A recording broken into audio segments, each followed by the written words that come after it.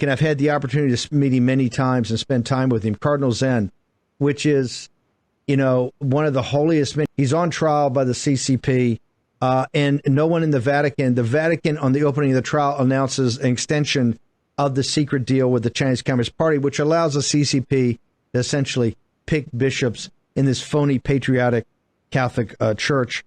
Jason, tell us about Cardinal Zen and how it speaks to bigger issues right now geopolitically. Yeah, Cardinal Zen is a humble servant of God. As you said, he's courageous. He's facing prison time simply for fundraising for legal expenses for democracy activists. And there are 8 other bishops that have been disappeared, vanished, and taken to black prison sites.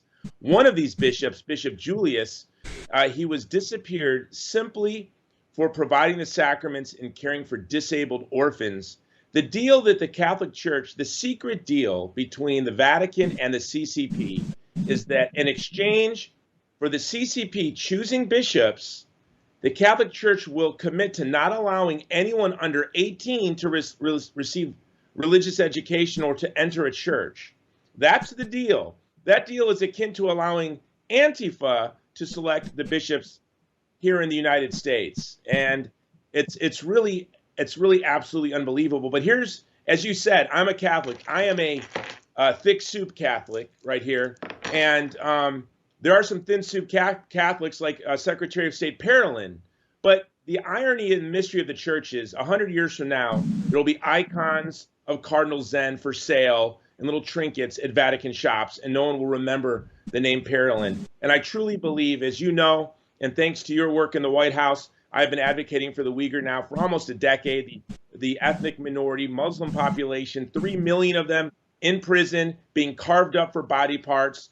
Cardinal Sarando from the Vatican went to one of these human trafficking, organ trafficking conferences and came back and said China's the best example of Catholic social teaching in action.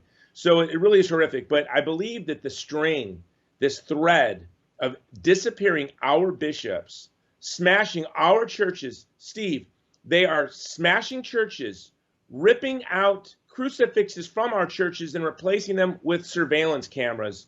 They are disappearing Catholics across the country, including some of the most prominent Catholics like Jimmy Lai. I know, Steve, it's unimaginable in this country to think that the government would be used to persecute prominent leaders.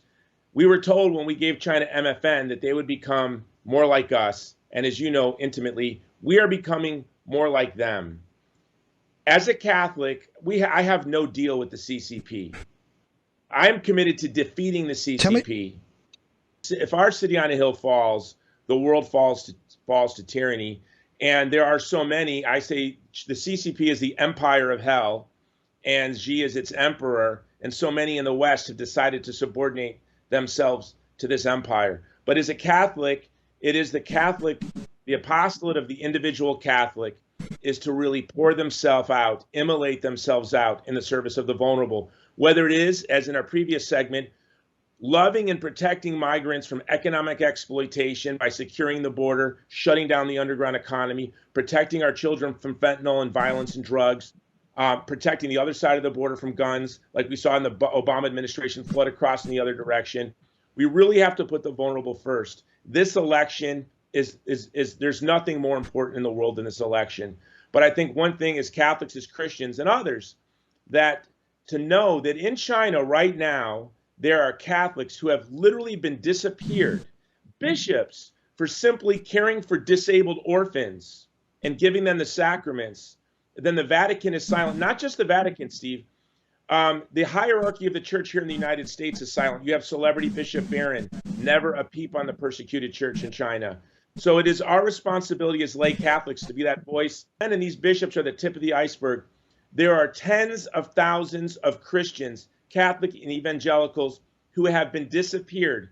Just a couple of years ago, a report came out that they were using Christian slaves to make Christian ornaments to sell in the United States.